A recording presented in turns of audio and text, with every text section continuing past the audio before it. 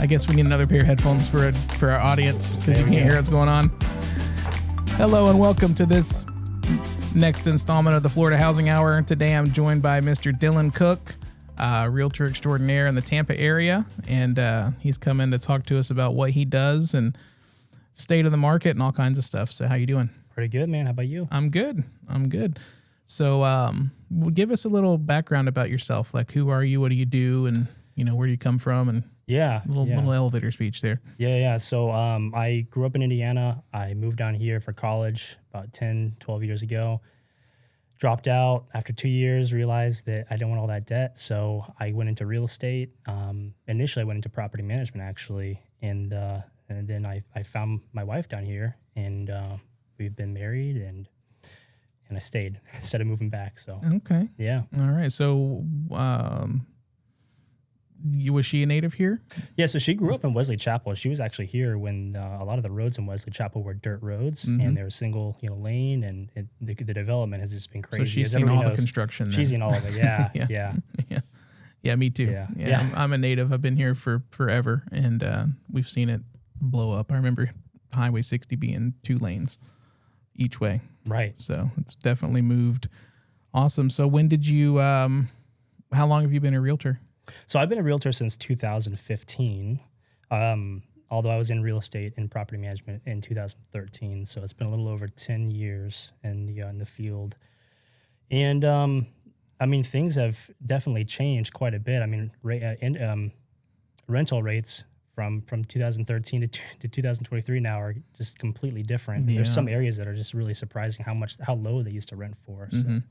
I know it's hard for somebody to go find a place for $800 a month. Oh yeah. It's and that kind of used to be when I was younger, back in 2000, 2005, looking for a rental, $1,300 a month was like a luxury apartment back then. Yeah. That was like a 2-bedroom, 3-bedroom apartment. And we're like, wow, that's a lot of money for an apartment. And now, just to rent. Yeah. $1,300. It's a 1-bedroom. It's a 1-bedroom, and probably not your first choice of property to be in either, right? Or area, but yeah. It's sad. It is. I know things, the industry and time marches on, but at the same time, everything needs to rise. You know, not just value and rent. So right. We get a lot of complaints about that. I talk to a lot of my clients who are, that's what they struggle with. And how about you? Do you see people come to you? What's your typical month like when it comes to working with property management and customers and clients? Yeah, so I don't really work on the property management side anymore. I kind of tried to close that up a few years ago, and the reason is I used to do leasing, and I've leased over 600 properties, my time, and I gained a lot of that experience from leasing properties, but it is very difficult to work with rentals now as a leasing agent because you're not getting paid hardly anything anymore. A lot of these property management companies are offering like $50 to open their door. It's not worth your time to go out there, drive out there, open the door. Maybe for somebody, right. or maybe they do and you get $50. So it used to be you get like half month's rent or some sort of larger bonus or concession, but not anymore. But as far as what I do is I work with a property management company. I work with investors, I work with first-time home buyers, I work with accidental landlords who are ready to sell. So I've been doing a lot of that over the last 3 years, and so a lot of the business that I get kind of stays within our ecosystem. So when we get somebody who is finally ready to sell their property and it's a rental, I'll list it for them. What happens today is we have investors who are ready to buy more properties, and we have accidental landlords who are ready to sell their properties. And so that's kind of where I would come in for a lot of those people. I kind of stay within our ecosystem and I branch out from there. When you have a property management company you can trust, it really makes it easy for an agent to be the partner and the referred agent because they already have your client already has a warm relationship with you. And so anybody you can recommend them out to, and they may even ask you first, like, hey, do you know any agents in the area? I want to sell my property. Bingo. Yeah. Hey, send them over to me. Right. We'll get a commission split set up, a referral, whatever. And so that's been really one of our best ways of producing just sales over the last few years, is really managing our ecosystem properly and then growing it. Yeah, I would agree. I think over the many years I've been in this business, seeing agents that have a property management arm in their business. It's more and more of them too. More and it's people, a smart, it's a perfect farm, because the ecosystem is what you're calling it, but it's it's the same thing. Right. They've got 50, 100, 150 homes that they're property managing, and they might even have a full-time property manager they've hired to help coordinate repairs and move-ins and outs and leases and all that stuff. Yeah. But that wheel of people that they're involved with just keeps going around. Buyers, sellers, renters converting into buyers, owners converting into sellers, and just, it just keeps shifting. The stage just keeps on shifting, the lead stage. And we're not trying to squeeze money out of every single person, but it's like when you're ready to buy a property, you're ready to buy. When you're ready to sell a property, and I know some property managers out there are very hesitant to advertise that, hey, I can sell, like, you want to sell your property, it's worth this much now. But the situation is that when you don't go out to these people and tell them, hey, your property's worth this much, they may be finding that information out from somebody else completely different. And so that's why it's very important to, you're not cannibalizing your ecosystem or your client base from property management to sales, but you're really letting them know, hey, you're here, and just FYI, this is how much your property's worth. If they're ready to sell, they're going to sell. Yeah, and you can do that with a low pressure touch. Exactly. You're not cramming anything down their throats. Exactly. I'm very low pressure. Now, when it comes to negotiating with clients, I kind of switch hats a little bit, but I'm very no pressure, no obligation. So really what I provide is I provide so many CMAs and ARVs for properties that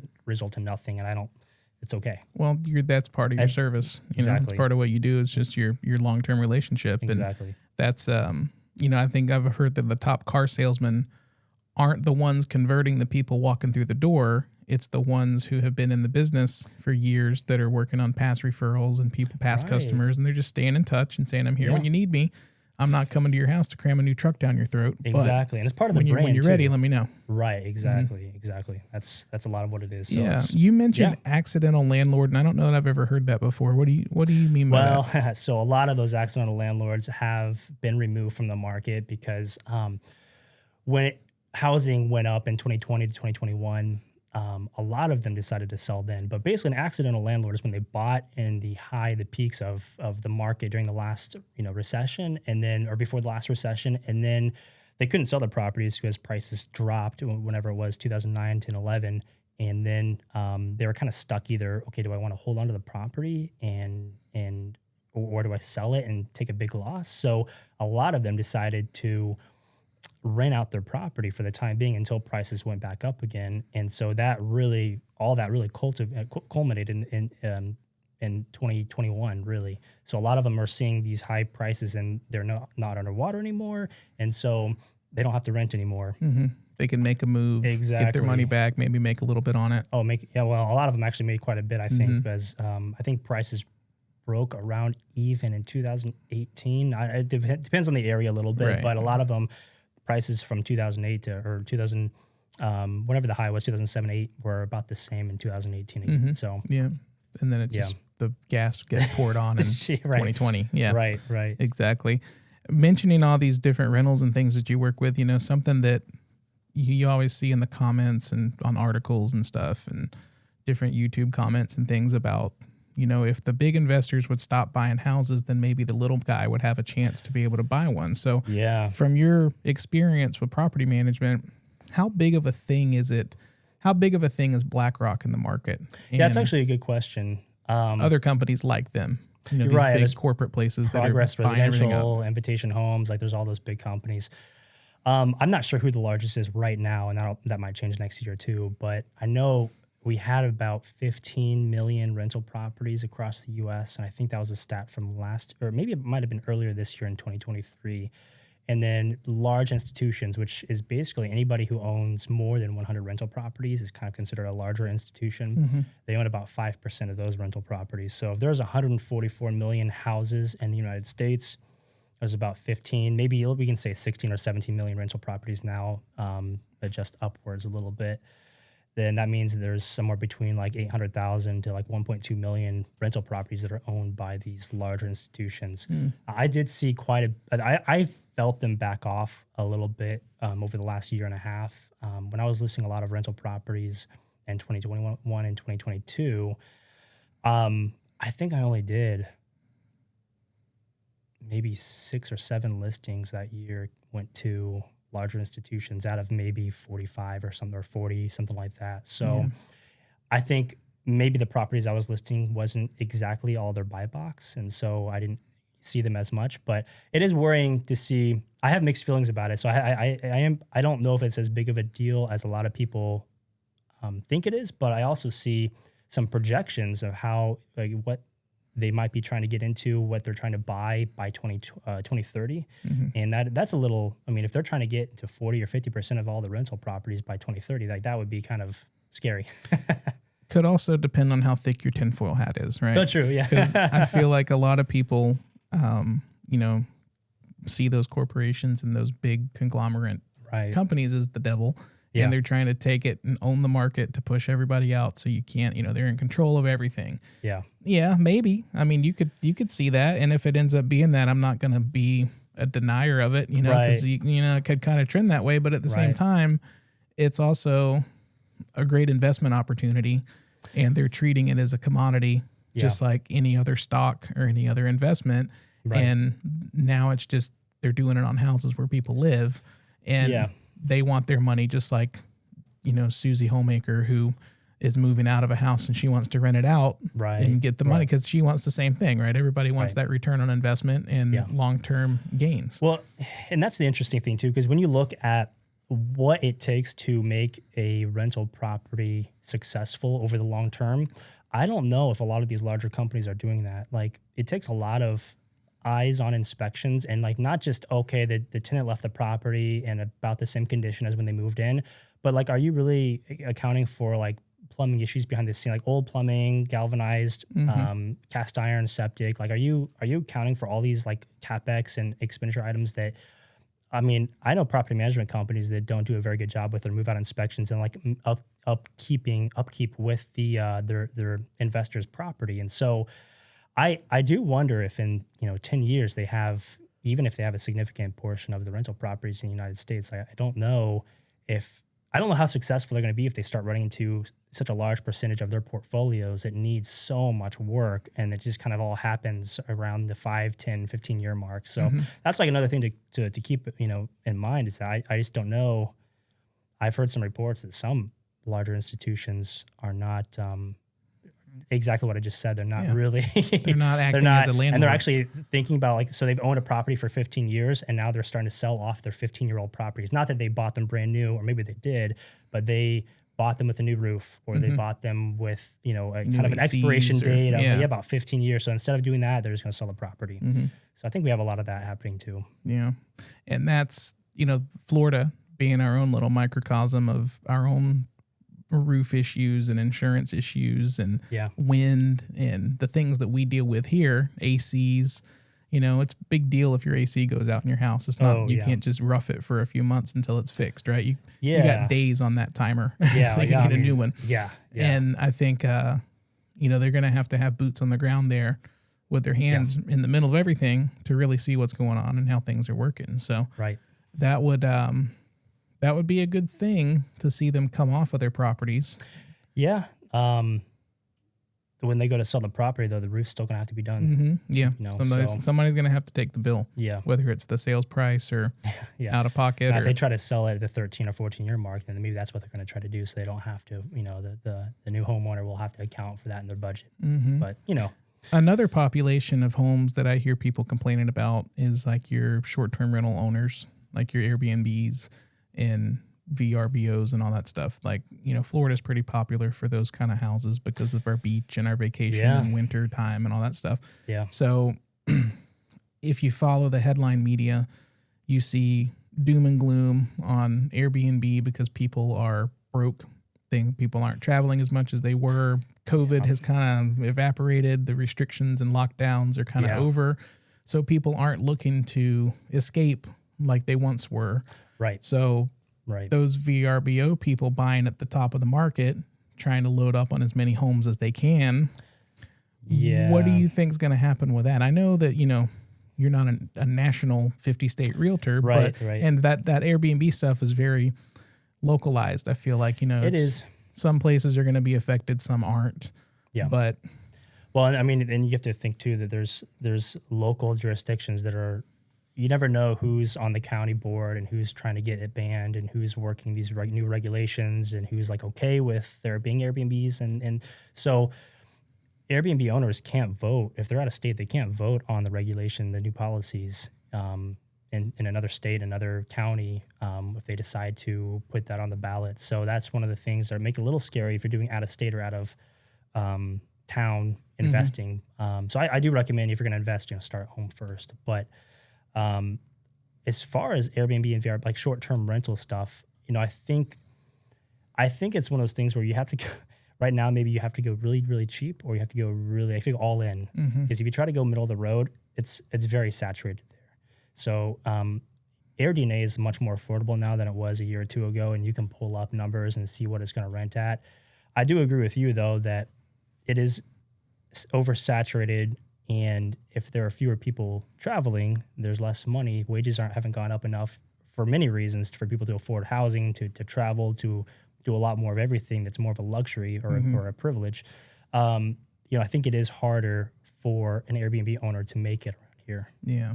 And another thing I'm seeing on again, comments, narratives, hearing people talk, is kind of how pretentious the Airbnb owners have become, with gigantic cleaning fees and crazy rules. You got to put the dishes in the dishwasher and strip the bed and take the trash out and like do everything, do a chores list before you leave. Where hotels are like, hey, come on in. We don't care what you do in the room. Just don't trash it and then just leave and you're done. Right. And then we're going to be cheaper than an Airbnb. And we're going to have, a staff and everything else. You don't have to do and lift a finger. So I feel like hotels are starting to come back as the preferred place to go because that Airbnb pendulum has shifted over to like everybody's trying to squeeze out as much money as they can from everything. And so that's the other thing with Airbnb owners. Yeah, they used to be much more affordable and you get more for your money than a hotel. But yeah, I mean, I've gone to Airbnbs and I'm talking to my wife, like, why are you sweeping the floors here? Like, why are you taking out the trash? We're paying a $300 cleaning fee. I know. What are they doing for $300? Yeah, I mean, come on, like you're just gonna put the stuff in the washer and dryer and we have to do the rest of the work. So I do think that's a bit annoying with the rules. Now, if they want to charge a cleaning fee, I mean, I understand a cleaning fee. I completely understand it. Yeah. But when it gets up there, like, I'm not a sloppy person, but I shouldn't have to do dishes or strip beds or all this other or start a load of laundry. Yeah. Like $300. Come on. Like typically you don't pay that to have a whole house cleaned. No, that's that is a deep clean. That is a deep clean in property management. It's about $300 now for and they're not deep cleaning when they go into those places. It is. I mean, there might be some toiletry. There might be some other stuff that's involved with them restocking toilet paper, towel, linens, whatever. But, I mean, everybody has to make their money. So I get it. Interesting. So what part of town do you live in? Area, town, whatever. Yeah, I live in Lutz. Okay. I really like the area. I found a fantastic piece of land, and right before everything took off at the end of 2020, it's like right in between. So there's a body of water here and a body of water here. And so I'm like on this little straight. And so I have Lakeview in the front, Lakeview in the back. Is that an isthmus? Is that an isthmus? And the straight's the water and isthmus the land? That's fancy talk. We're going to, I don't have a brain busters on here. Can Jamie ask for, where you need a computer over there. I like Lutz. I think I'm Florida born and raised. I lived out of the state for a year in Charlotte, North Carolina.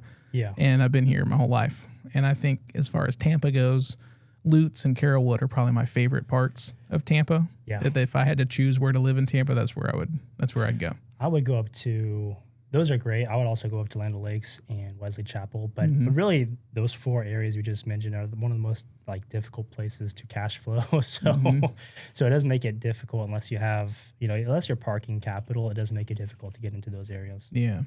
And it's hard to move around when you get there too, like logistically, because I used to live over in Town and Country and there was no easy way to get anywhere. So unless you lived your life within like a couple mile radius, You didn't really get to. We you got were in the car a lot. 275. We got 275, which I'm like 6 minutes away from 275, which is very nice because I can hop right down to downtown in 20 minutes if there's no bad traffic. Right. So other than that, though, you're right. There's not a whole lot. I mean, Dale Mabry gets backed up pretty quickly. Yeah. And, Yeah, that's just everywhere. it is. now. Yeah, especially It's Brandon. all You guys over. we're in here in Brandon right now. I know. I like I'm talking. Like I can't even get out of the road here where we're at. So what were you doing? What were you doing before you got into property management? Like, can you give me a background on what you did between school and where you've landed now? Really, after school. So when I was in college, I was actually down here at a Florida college. It was like just a small private college, a Christian college. Which one? And it's just called Florida College. Okay. Yeah, Florida yeah. It's actually in Temple Terrace off of Bush. Mm-hmm. And so I was there for a couple years. I did. I was getting my AA degree. I didn't know exactly what I wanted to do. It was like every other college student Just like right I did. now. Yeah. So instead of getting my last 2 years, I kind of spread my 2-year degree out into 1 year, and then I worked, and then a year, and then I did half a semester, and then I worked, and then half a semester, and then I worked a semester. And so I really spread it out, and I don't know if it was the smartest thing I've recommended, but it did give me time to think about what I did and did not want to do. And, it turns out I was able to get a Groupon for $63 to get my real estate license. And I got it. And then I joined a property management company, and I kind of learned as I went through in the business. And from 2011 to 2013 was kind of my work. And I just worked random jobs. I worked for Verizon for a little while. I worked Kohl's, but from 2013, it was really real estate from there on. Okay. Yeah. So, I mean, property management, I think I worked at 3 different property management companies. 2 of them don't really exist anymore because they merged into another larger institution. Mm-hmm. Yeah. Okay. Yeah. Yeah, well, that's good. So you're about 10 years in. Yeah. And so take me through your brokerage licensing. So Yeah. where have you been and where are you now? Yeah. So what I was doing in 2013 didn't require a license. Actually, so I got it in 2015, and so that's really when I started the leasing side of real estate. Before that, I was property management assistant and doing a lot of the maintenance and coordination and stuff like that. I've really seen every side of the property management spectrum, from, again, like the maintenance coordination to the front end to inputting properties to inspecting properties in person, being out in the field, leasing them, showing them, giving out rent rates. What else? What else is there involved in property accounting? I did that for a little while. So I've kind of seen so it really helps me to advise investors when it comes to like the rental properties, whether it's single family or condo or a quadplex or more. But I forgot the question you asked already. What have I been doing? Just like your brokerage history. Like have you? Yeah. Like a lot of people start with a big name, like a Keller Williams, and then they drop into something else. Gotcha. Sorry. Yeah. So it's all of my brokerages have actually been property management companies. So they've had their sister, like they have been the brokerage as well. So I think first off it was Home Encounter. They merged with Home River Group. And then it was Rented Network, and they recently merged with Evernest, and now it's Key Renter Tampa Property Management Group. So I'm waiting for them to merge, but it might be a little while. Okay, and that's who you're with right now, Key? That's who Key Renter Tampa. Key Renter. Yeah, so they're in Tampa. We handle everything across Florida, really. So our name is Tampa, but we're much larger radius than what the name implies. Okay. Now, do they have agents on the ground in like all of Florida? Yeah, pretty much. Now, I think, I guess I wouldn't say it really is all of Florida, but we have certain hubs. So there's Tampa, there's St. Pete, there's Miami, there's Orlando, there's I think Jacksonville. So there's some that I'm a little bit unfamiliar with everything that they have in all of Florida, but. Sure. But it's a statewide presence instead of just handled remotely. Then. Exactly. Okay, that makes sense. Yeah. Okay. So, what, you told me about your college experience and your jobs here and there. What kind of what drew you to real estate, property management, that bubble? What drew you to that? I fell into property management. I didn't really, I always knew about real estate, and I thought that it'd be from a young age, I wanted something that was pretty flexible. Time-wise, I wanted to be able to not just sit at a desk from 9 to 5. I wanted to be able to go out in the field. I wanted to be able to spend, maybe set my own schedule, to a certain extent. Mm-hmm. And so I kind of fell into real estate just from some connections I had around here. But what really led me to keep going down it was I saw, what Michael Scott says, it's not a paper business or real estate, it's a people business. And so I really like the ability to help people. It sounds cliche, but I like the relationship and like the client, vibe that you have with the people you work with. So with leasing, that was very difficult because you might be meeting 50 people a month and you never really develop a relationship with them. Whereas with sales, you have a person who, maybe if it's a retail or a first-time home buyer, you have somebody who is buying a property. You may not see them again for a couple of years, but you work more closely with them. Versus, and with investors, you have repeat buyers who you may be talking with them once a week for an extended period of time. Mm-hmm. So I really enjoyed that, and that's that the ability to schedule myself, and to be more remote with where I work. I think all those things has kind of, led me to keep going, it's definitely a different gig than driving to a cubicle and logging in for 10 hours a day. And I did that for a couple of years, but that's, another reason why I got a little bit more out of property management. It's still under the company, but into a different, section of the company or a sector or whatever. Okay. Yeah. So, speaking of setting your own schedule and all, how does this career work with your family and nights and weekends and things like that? How does that, I know a lot of agents struggle with that because they want to always be available, and usually a lot of times people work during the week, so they're available after 5 or 6, or they're available on the weekends. So how do you life balance that? Well, it does change a little bit with the market cycle. When you're busier, you can kind of turn off your phone. I think it's counterintuitive. For me personally, I want to turn off my phone earlier when I'm busier. And then when things are slower, I'm more willing to pick up the phone later in the evening because maybe I didn't do as much during the day. So I think, the work-life balance, it's still very much for me a 9 to 6 or so type of thing. And then I work on the weekends when there's an emergency or I have to maintain a deal or send out a document or make a phone call to, get something through. But for the most part, the way I've scheduled myself is to stay 9 to 5, 9 to 6-ish, Monday through Friday. And, there's always things that pop up, right, with any business that you have to take care of something. You have to drive out. There's a squatter at the property. You got to go call the police and go out there and remove them. But, that's I'm sure your family appreciates that. Well, my wife has been getting on to me lately for working too late, so this is for her. Sometimes it's it's non-negotiable. It's like you got to get this done. Like if I don't do this now, it's not going to happen. And sometimes it is hard to explain that too, because when you have two little kids, I have 2 kids. I have one that's 10 months and then one that's a year and 10 months. So wow. 202 right now. Yeah, real little kids. We just adopted the other one this past December. So it's been a handful this year, and so she's been doing so much of the work throughout the day, and she works part-time as a hairstylist. She also sets her own schedule. But it is hard to take care of those kids all day and then, don't have any help until 7 o'clock. So, anyway. Yeah. Wow. So did you adopt the baby? It's a very delicate balance. Was that adoption as a newborn? Yeah. 10 months, right? 3 days old. 3 days old. Wow. Yeah, that's great. Yeah. Drove out to Arizona.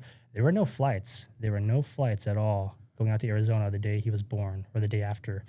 I guess there was a huge ice storm. And so it really kind of, we had to drive. Like a 20-hour drive or something? Yeah, like 24 or something like that. So out to Phoenix. Did you stop or go straight?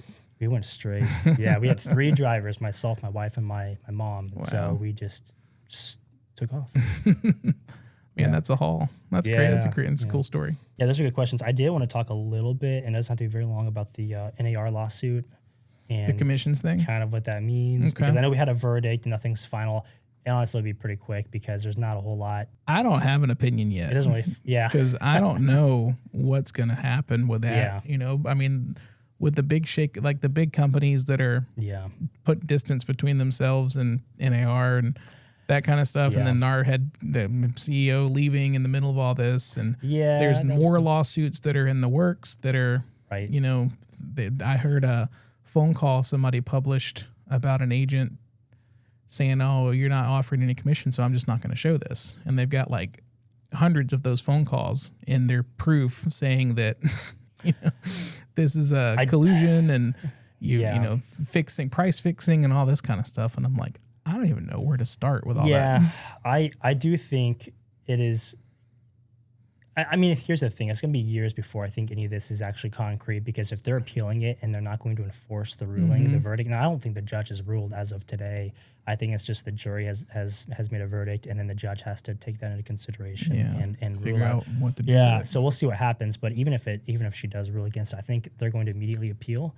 And then I think there's nothing. They're going to be in litigating for years, right? They're gonna, if they're losing, they're going to try to drag it out for as long as they can. That's a monumental shift. But it is. And will it happen? I know. Will it happen? Again, you can put your tinfoil hat on again and talk about this stuff. Are they trying to make first-time home buying even more unaffordable or out of reach for the consumer? Because it seems like this is all for the consumer. I don't know. Like, things have a way of advancing and progressing in a good way. The internet has changed a lot of things. You can buy your own stocks now. You don't have to go through a mortgage broker or not a mortgage broker. You know what I'm saying? Stockbroker. Thank you. There's a lot of things that there are a lot of middlemen that have been cut out, but housing there's just so many dynamics and variables involved with condition of the house, with negotiating. Like it's just not all cut and dry. No, and that's why real estate has been. I mean, obviously, every realtor will sit and justify their existence. Yeah, we're a little biased here. I mean, I am a realtor. I get it. I understand it. I get it.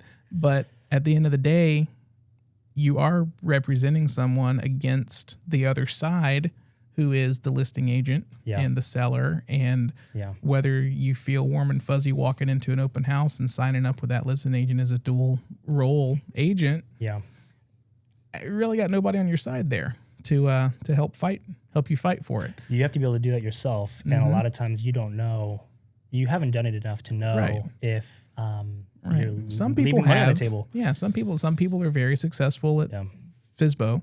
Yeah. Other people shoot themselves in the foot, and they should have totally went with an agent the first try. It is true. Yeah, I mean, there are people it's out there. It's a spectrum. Exactly. Yeah. So. And I think the fact that I've heard agents talk about getting scared of my buyer's already having trouble paying 5% down plus closing costs or 20% down plus closing costs. What about this extra 1, 2, 3.5%?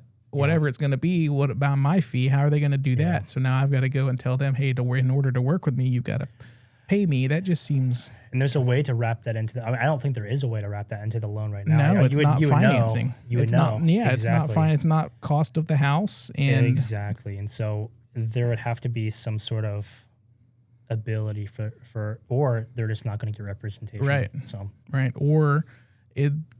nobody wants to say this, but it could go the way of the travel agent to where, your compensation went from here to here, and now it's just like the leasing thing. Now it's $50. It used to be a month's rent or half a month's rent or whatever, and now that a huge adjustment's going to hit. And I'm probably shooting myself. I'm getting some young genius out there, a brilliant idea that some AI is going to be able to negotiate on their behalf, and it's going to take me out of it.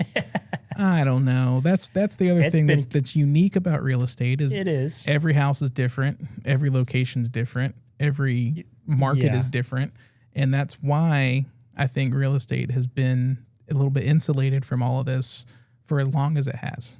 Because eyes and smells go a long way when you're doing real estate and experience. If you're working with an agent who's closed 1,000 homes versus an agent who just got licensed and they have never really been in these situations before. Right.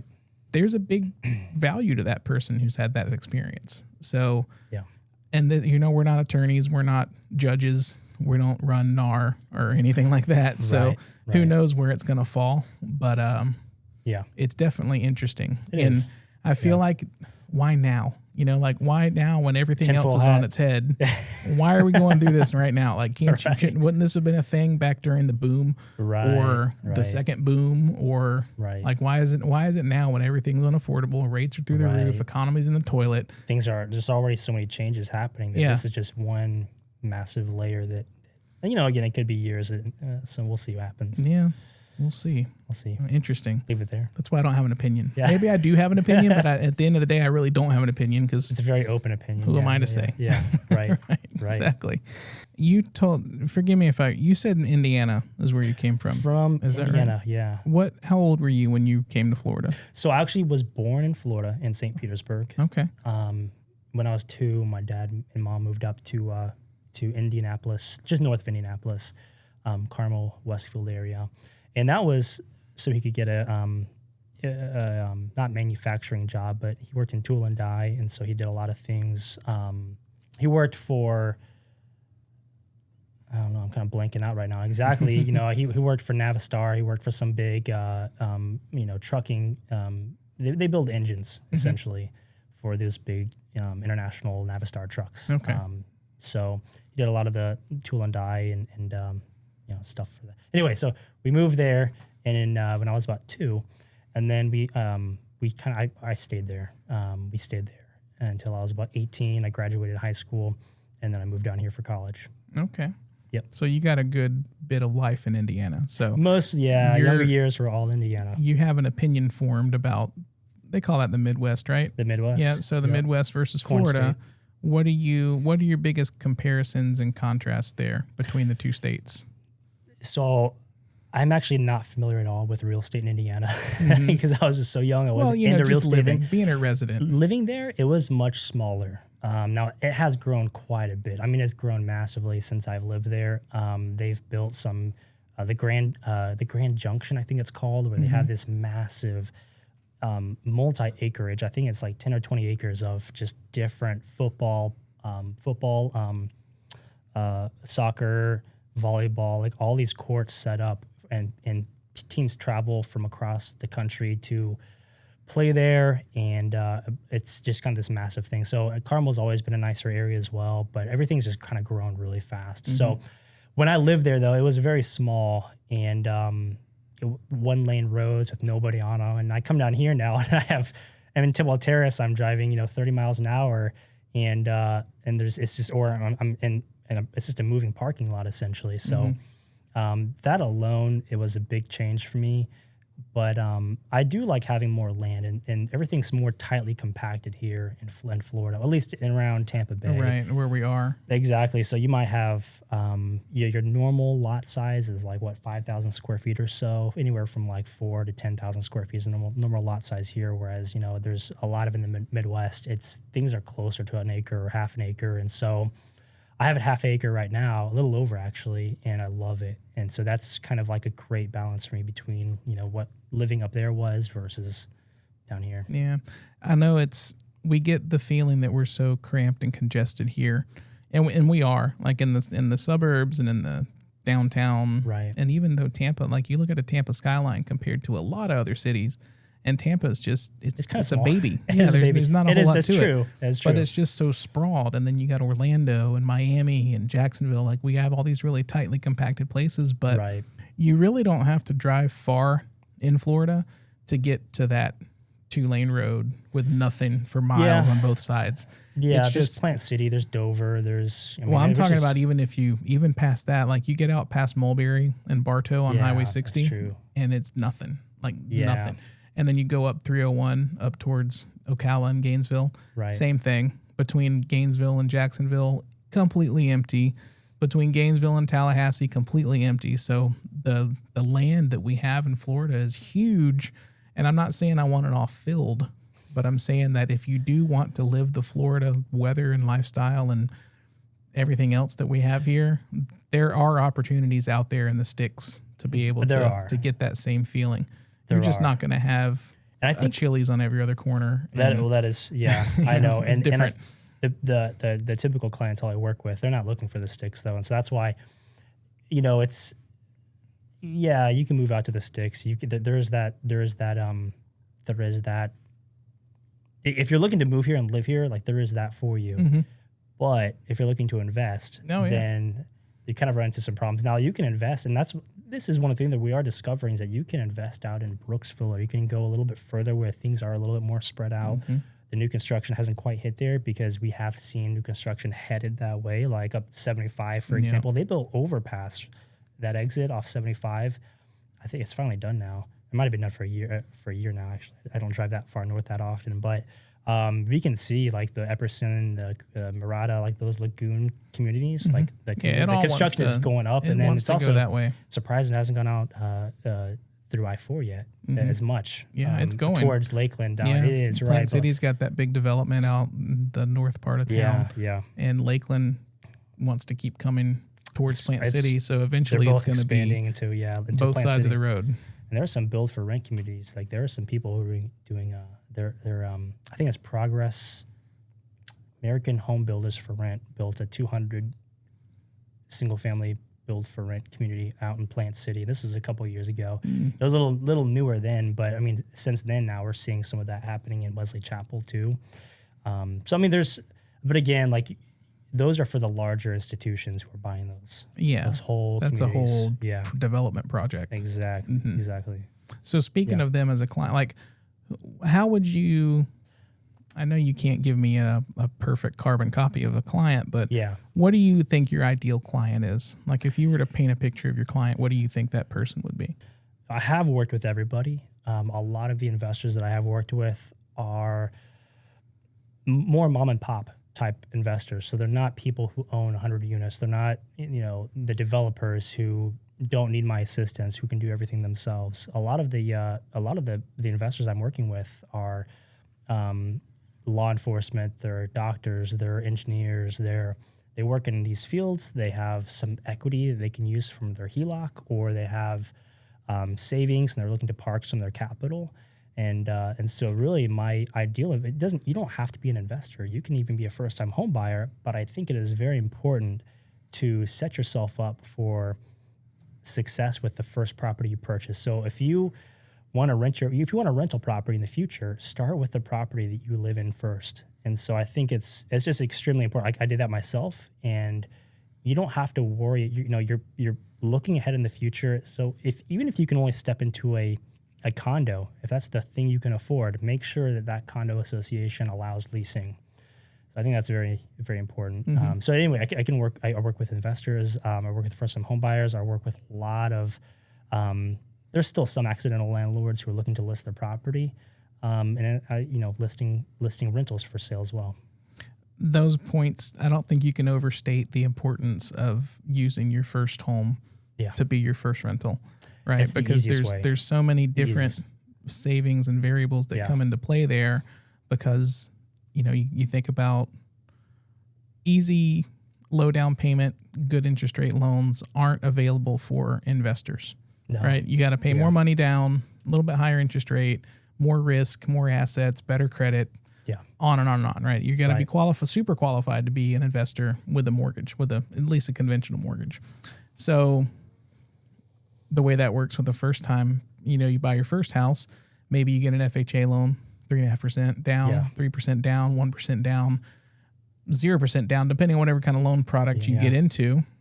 You didn't have to put any money down on that. You lived there for 2 years.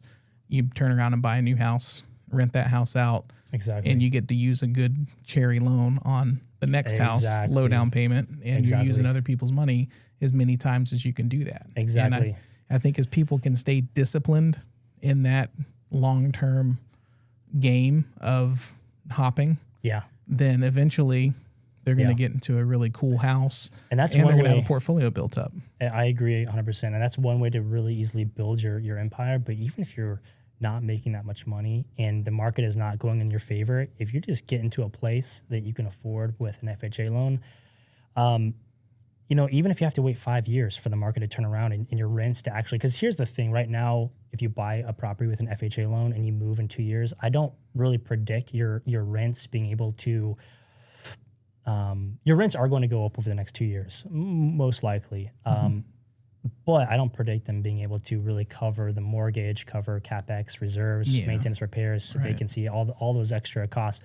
But In the past they have, but even if you have to wait a couple more years, you find a property you like, instead of renting it, you're starting, and so I think you got in the stream. Yeah, you don't have to do it every year like some people do, and they were able to do 10 years ago. Now I think even if it's 5 years. Yeah, long-term ownership always wins. Exactly. And I know it's so tempting to sell your property when you have $50K of equity, and you're like, okay, I'm ready to upgrade my house. If you can just kind of delay, I know, delayed gratification, but if you can for just your first 2 houses, if you can move within within 5 to 6, 7 year period, your first 2 houses, then you can kind of get that pool home. You can, and then hopefully the rents from your first house won't only cover the mortgage of that house and all the reserves and the repairs and blah, blah, blah, maintenance, but it'll also help cover some of the second house. And then you kind of get that cascading, exponential effect. So it's very powerful. And I think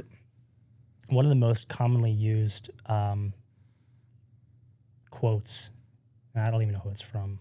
Somebody knows who it's from, but it's 90% of millionaires make their money from real estate. Yeah. And so, I've always told people, I've people that always want to wait.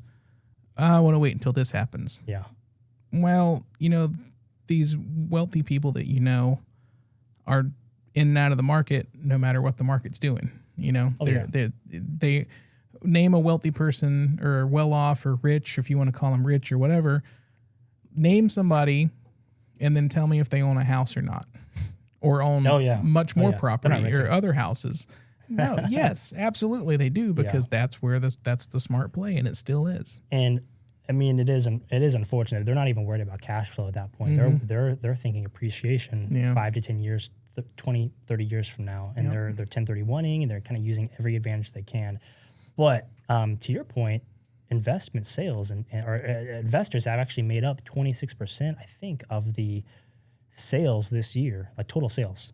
So they're not out of the game, even though interest rates are super high. Right. A lot of them are. A lot of regular buyers are too, and that's why we're in such a weird market right now. We have such a short supply. It's like 3 months of supply on the market, as I checked today, and that should be a pretty strong seller's market if 6 or so is balanced. But it's like the dryers have kind of dried up. The buyers have dried up quite a bit, and they're able to demand repairs and concessions, and and appraisals are coming in a little bit low as well. So we're in a little bit of a weird market right now, but there's definitely a I don't know where I was going with that. On top of the market. And that leads me to asking you about your opinion of the market. Yeah. Like, that's the number one question a realtor probably gets, whether you're standing in line at a bank or at a birthday party. Oh, how's the market? Yeah. It's like, from a salesman's perspective, it's great. The market's awesome. Can I help you sell your house? Yeah, I'd love to let you get rid of your 3% mortgage and man, get into an 8.5 because it'll make you grind harder. And that's true. And that'll appreciate it more. You'll appreciate it more. So, what do you think about the market now? Like, if you were to, what's your summary on that? What do you think? Well, I think first-time home buyers should get in now, and I don't say that because I don't say that really as an agent. I say that as somebody who, if I didn't have a property right now, I would probably get into it right now, because I think kind of housing prices are spring loaded a little bit against interest rates right now, and so we have interest rates that are, they're very high. They're in the 8s. Maybe they're in this. I don't know if I can say that actually. You can say, we're not being specific, and 7s, 8s. Yeah. And when you say very high, a bell goes off in my head, because my immediate response to that is compared to what? Right. That's true. That's true. Compared to 2021, yes. Yeah. Compared to 1996, maybe not. No. Interest rates are not historically high. They're high in first-time home buyers' minds. To them, it's an all-time high, because they have not experienced anything other than 3%, 2.5%, whatever, 2.25%, 2.75% was the lowest, and so 4 and 5 passed them by, and now we're in the 8s. And so I think for them, I do worry that housing prices are spring loaded against those high interest rates because housing has not gone down as much as it should have. I think over the last 2 years, with interest rates really tripling since then. So while they're not at a historic high, they're at a high for a lot of these buyers, and that's why a lot of them. High. It's very much so, and they've backed off. So that's why I think everybody's talked about marrying the house and dating the interest rate. But I think that is one important way to look at it. If you can get in there with an FHA loan with a low percent down property, and another take on that is the way that, I've had conversations and of course, just like, you're a realtor, so the market's always, now's the time to buy, right? Now's the best time to buy. Well, I mean, there's some truth to that, because if you plug yourself into a timeline and you wait 10 years from now, you're going to miss that 10 years worth of ownership and tax break and everything else. So that's one way to look at it. But from my perspective, I get that on rate. I want to wait for rates or this and that. Right. So I say, and this isn't a sales tactic, it's the truth. It's the truth. You're going to get 7% today. Yes, it's not 2.5%, but what if it's 10% in 2 years? Yeah. Then you're going to be happy that you got a 7% rate because of all the other turmoil going on. If it drops back to 4% or 3%, it's as simple as a refinance.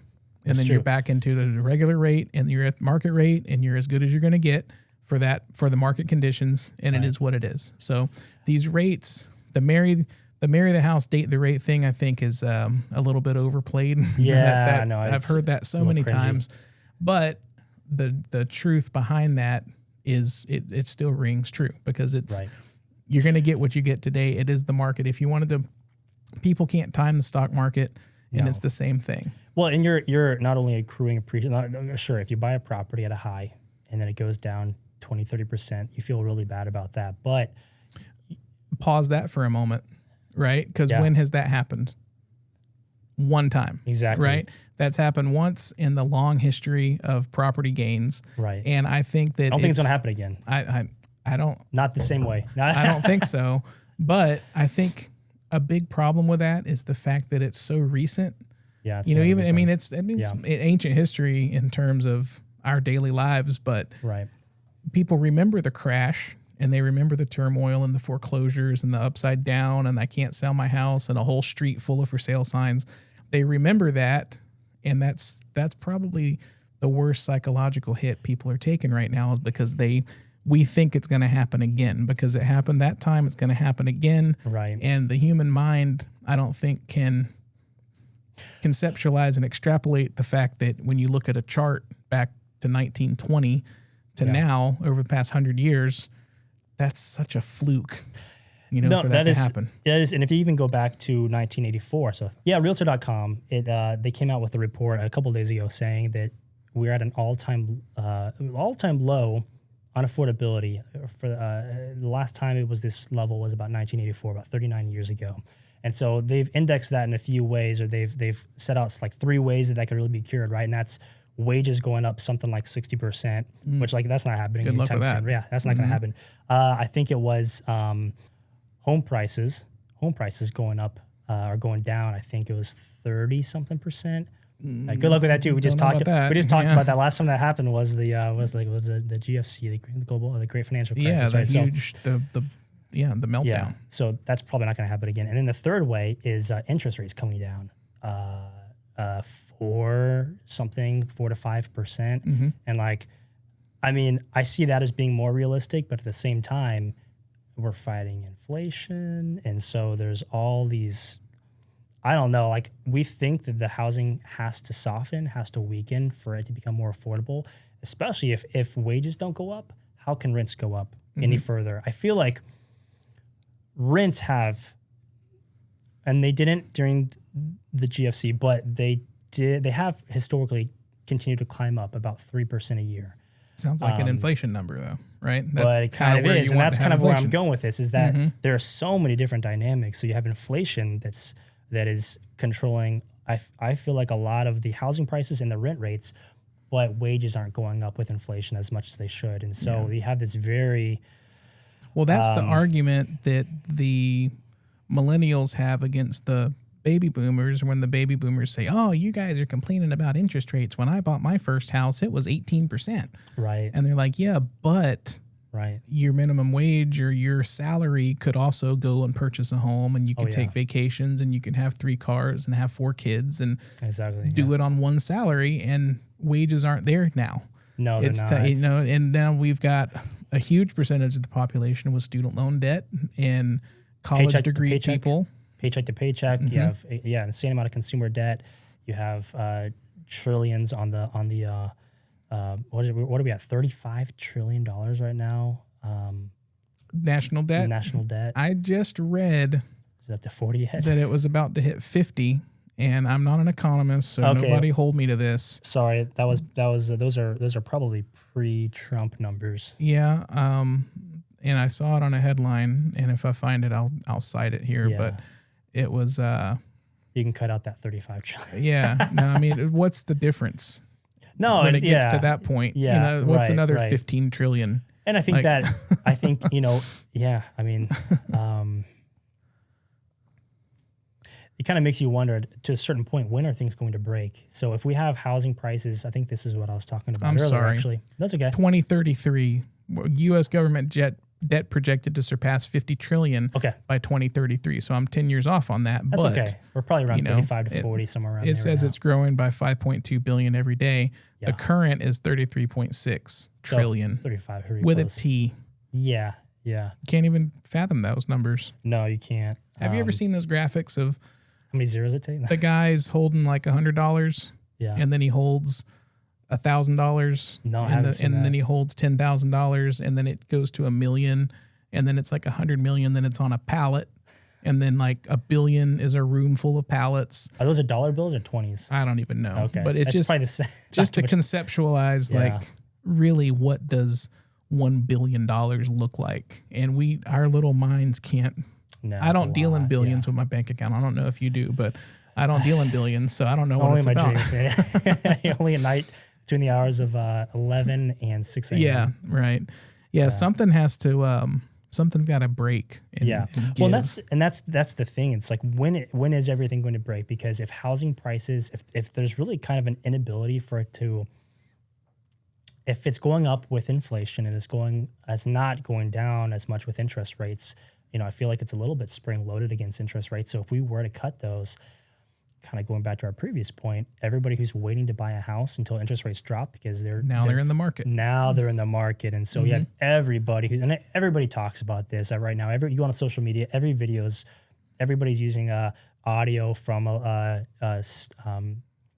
Chris Hart. Oh my goodness, what's his name?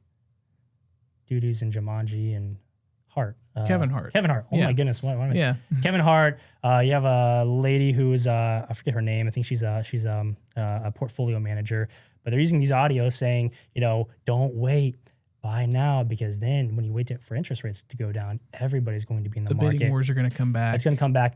Now, but at what point does that happen? Because, will things break? Will things continue to climb up if and when that happens and then it breaks? Because then it's weird because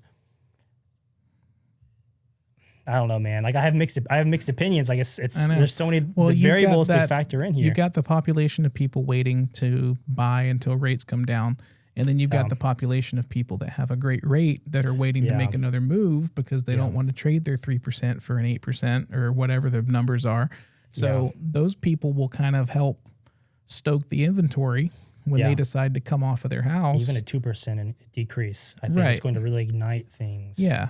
And I think that might that's going to do something. I don't know. Yeah. And, for me, making a living on this industry for the past 20 plus years, you think I would sound more educated about this stuff. Well, but if you go and you get on TV and you look at the people who are the professional economists and the ones that are pulling the levers, even they're wrong. They don't they can't even predict it. They were all wrong during 2007. Yeah. So what are you going to do? It's like, I'm not getting on the same soapbox. Don't listen to them. Don't turn on cable news and listen to them. Yeah. And it's the first thing to do. It's such a living and breathing thing. You've really got to see what it does. And it's such that you go back to the AI taking over buyer's agents, but it's so individual. Like everybody is in their own set of circumstances. Yeah. And I've noticed a lot of the people that we've helped over the past year or two have been the people who have a need for a move. They have upsizing, downsizing, relocation, first house, whatever the case. Back during 20 and 21, tons of refis. Give me the best rate. I don't absolutely need to do it, but I'm going to save money if I do.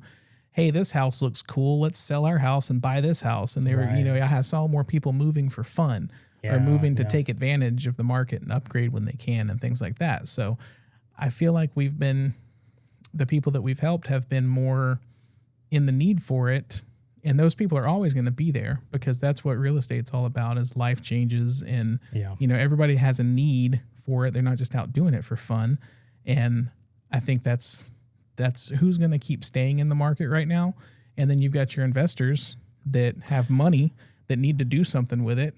And the stock market might be a little scary, or maybe they're diversified enough where they have money in the stock market. Now they want to go do something more tangible and buy a house and renovate it or put a renter in it or whatever the case is. Those people are not going to stop.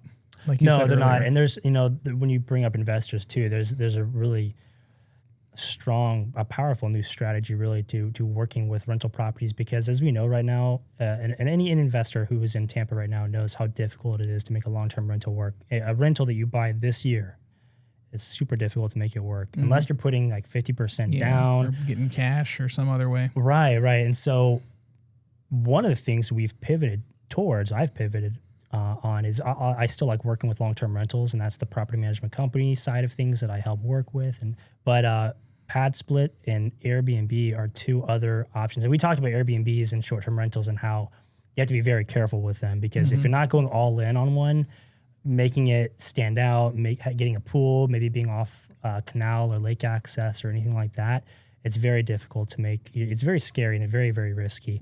But with Padsplit, I mean, if you're not familiar, many people are not familiar with it. It's actually very similar to the Padsplit website. Is very similar to like an Airbnb kind of marketplace. And so owners, investors, and there are hosts now, property management companies, who are maintaining these properties. But essentially what it is, you put a property on Padsplit for rent, but you're not renting the property. You're renting each individual room. And so when you buy a property, maybe you're buying a 4-bedroom, 3-bath, and you're turning these living rooms or garages or bonus rooms into additional bedrooms. So you might turn a 4-bedroom, 3-bath into an 8-bedroom or a 9-bedroom, 3-bath. And there are rules and best practices on how many bathrooms there should be per room, how many parking spots there should be per room, and all like location, how close to public transit, all that stuff. But essentially, you're trying to maximize as many rooms as you can, and then you rent out the room. And we talked about earlier how things are becoming unaffordable. In one sense, this is a little sad. But in another sense, it's making things more affordable for people who can't afford even a studio apartment. And so, because some studio apartments are like $1,000 a month. And so maybe with a room, you're paying $800 a month or $200 a week. And there's nicer and there are less nice rooms you can rent. And you're sharing access to the kitchen, to the bathrooms. And so I kind of feel like this strategy, I think it's very similar to where Airbnb was in its infancy, because Airbnb started out by renting out couches. They didn't start out renting out whole houses, mother-in-law right? suites, Mother-in-law suites, attic spaces and stuff like that. That's kind of where it started out. And Airbnb started out very affordable for people to hey, look at this property. We can rent it for $50 a night. Right. And hotel room is $80 a night. And we have a whole house to ourselves. Maybe it even has a pool. Anyway, it started out very cheap. And now, obviously, it's different. Everybody's trying to maximize their dollar, and they're trying to maximize the ROI on their property. But anyway, with Padsplit, $200 a night is kind of the average in Tampa for investors and people who have properties that they would like to kind of convert into the Padsplit model. It's very lucrative because, your 3-bedroom, 2-bath, or I was using the example of a 4-bedroom, 3-bath. Maybe it's renting out at $2,700 a month for long-term. But now with 4 bedrooms, turn it to even 8 times $800 a month is about $6,400 a month. Now that's not all proceeds. That's not all net. Or that's your net. You have higher management fees associated. You have more expenses, but you are cash flowing at least 3 times more. Yeah, I'll say at least 2 to 3 times more than what you would have with a long-term rental. And it allows you to buy in more places where you wouldn't be able to cash flow at all. You'd be negative a month for your long-term rental. So I'm very excited about that. I've got 3 immediate thoughts when I hear about that because I'm not up on that. That's fine.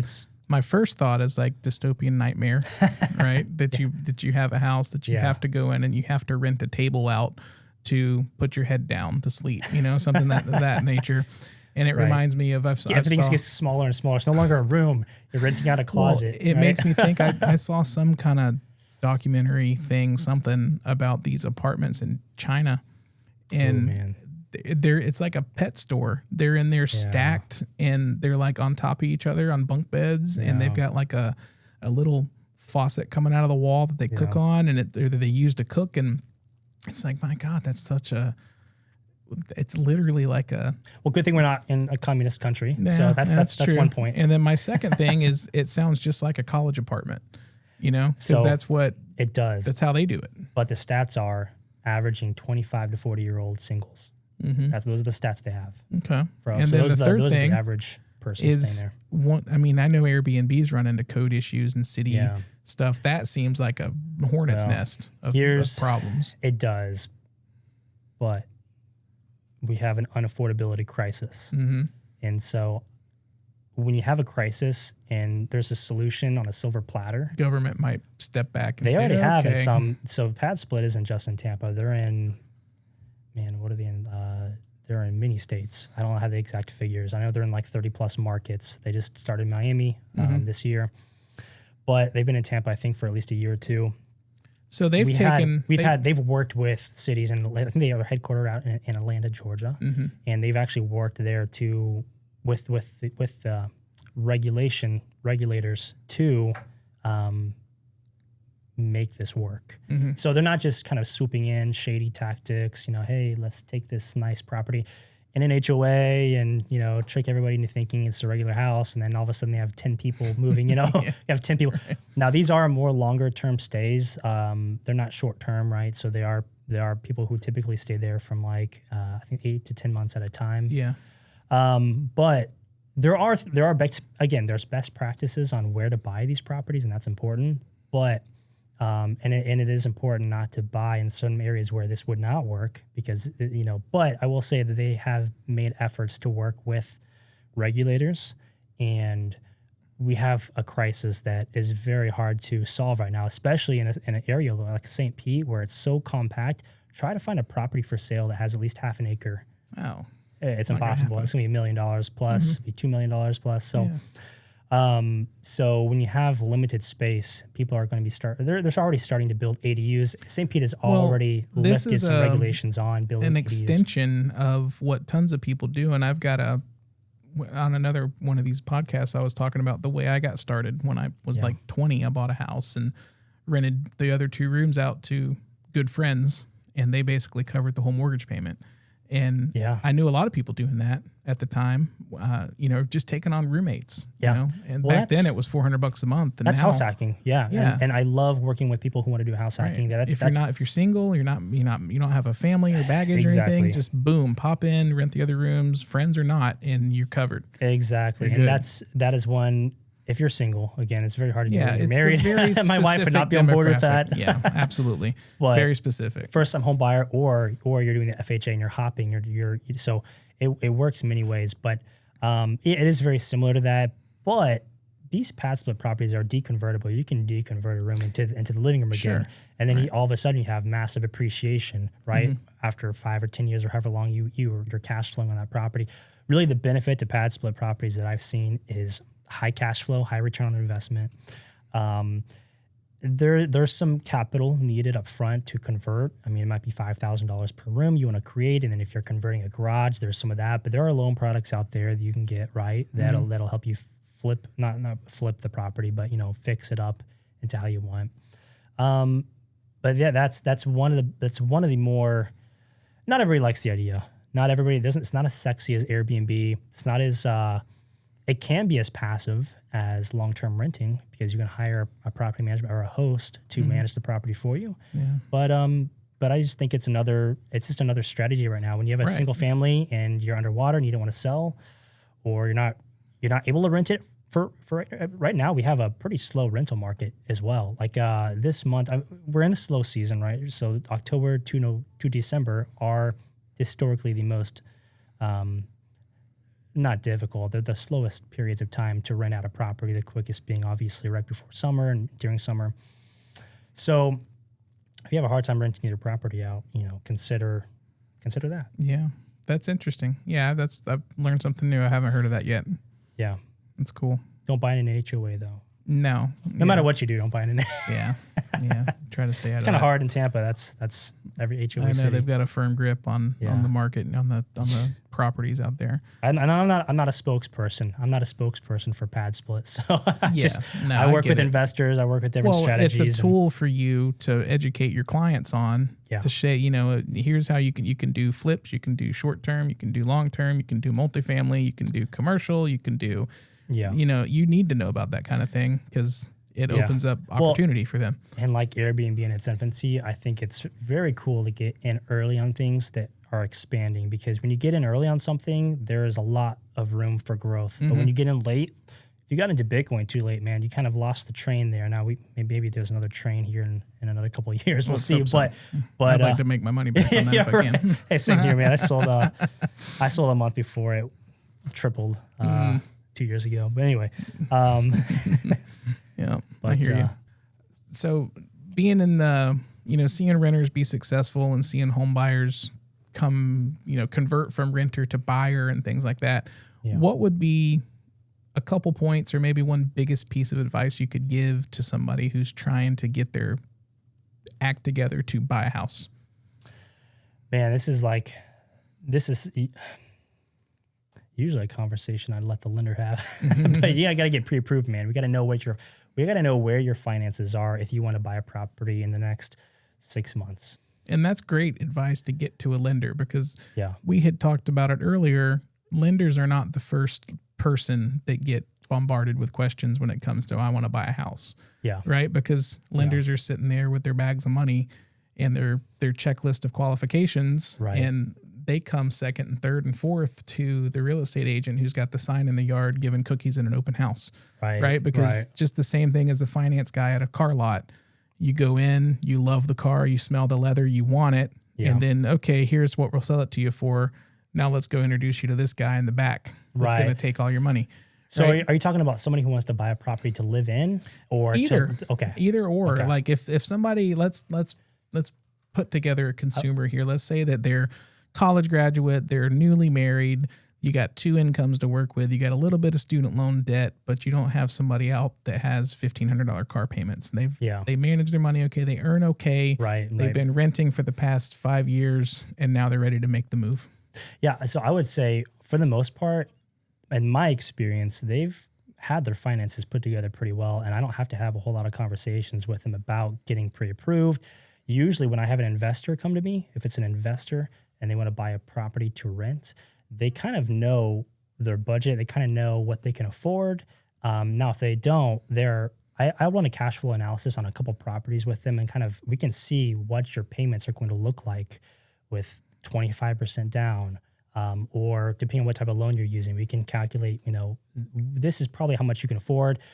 Maybe you need to bump it up to 30 because the rents aren't going to be high enough to get you that cash flow that you need to support the property. So you maybe have to kind of cheat it a little bit and put a little bit more down. But if it's a person who's looking to buy their first home and they want a property that they can rent out in the future, which I think is very, very, very smart, and don't sell it in the future, but unless it's with me, but or sell but they want to rent it out in the future. It's to find a property that does not have an HOA, or if it does, it allows leasing, and it doesn't look like they will block that in the future. You really need to contact somebody to maybe verify that and look through the HOA bylaws. But again, it's talking to a lender. It's getting your pre-approval set up. If you're within 4 or so months, 4 to 6 months, get in touch with a lender who can help you start working on your finances, your credit, see where you're at. And then what I will do is I'll help you set up a search tailored to where we think you need to be in the next 6 months. And that'll help us gauge expectations, especially as the market changes. You can keep seeing these properties that are being sent to you. Yeah, you can see the market change. And any agent can set that up for you because they're they're automated. We're not wasting your time, right? But sorry, I lost my train of thought there. No, again. that's fine. No, that works, and that is the most important thing: is can you pull it off? Can you do it? Yeah.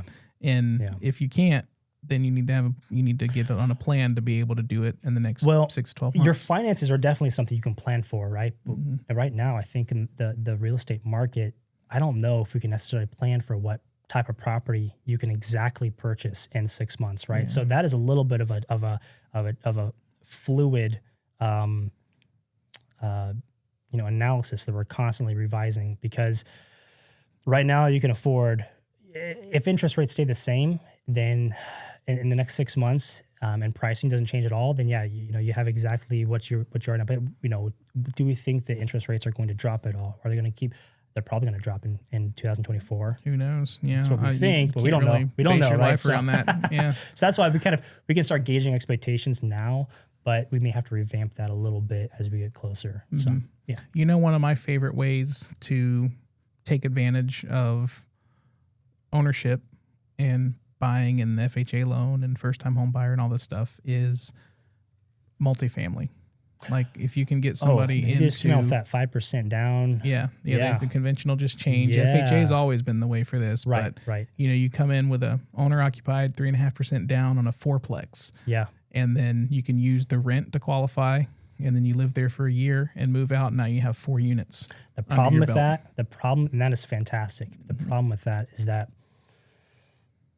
nobody in the past, and multifamily is still a bit of a hot market because there is such a small supply of those. Many. Yeah, they're not building them like they are building single families, and so there's such a small supply. When you have one, even in a weird market like this, they still go pretty quick. But the part about that's hard is that I just sold a quadplex a couple months ago, within a day or so. Cash. Yeah, people jump all over them. You can't find them. You can't get it with FHA. Yeah. You still can't. Well, there's a lot of stuff. You got to go out. I think you have to. So in Tampa, Lakeland, Sarasota, I think it's very hard. Now, can you? Yes, you can definitely do that. But I think we need to be realistic a little bit too when I'm working with buyers, and it can be difficult because you can offer over ask, but then the appraisal comes back and it's lower. Then they're like, well, man, I should have just gone with a cash offer, right? So sellers are thinking about it from multiple different perspectives. Yeah. Duplex, triplex, quadplex, I think any of those would be a great way. Yeah. Again, it's that demographic, you might not have a family. You might have to live in the side of a duplex for a couple of years before you can move on. That might not be the best place for if you have a large family. Yeah. But I always like that strategy. And if I had it to do over, that's what I would have done when I was 20 years old. I found 100%. That made it work. Yeah, 100%. I would have bought when I was 20. I would have bought when I was in third grade, actually, during 2008. So the best time to buy is yesterday. Next best time is today. Yeah. It's like a tree, right? Yep. It's a fruit tree. So tell the world, how do we get a hold of you? Do you have website, email, phone number? Theinvestoragent.io. Okay. Theinvestoragent.io. That's your website? It's my website. You can contact me there. I'm starting up a new YouTube channel. It's Dillon Cook. I don't have the exact name yet, but you can find me there. Also on my website is there, TikTok, Instagram, but my contact information, email and phone number on the website. Okay. Yeah. Cool. Yeah. Well, we'll get that set up. Yeah. Well, I appreciate you coming in and talking a little bit about this crazy world that we're in and market. Thanks and for having me. I wish you all the best. And, if we can ever do anything for you, we're here to help. Thanks a lot for coming. Man. Appreciate it. Dillon Cook, everyone.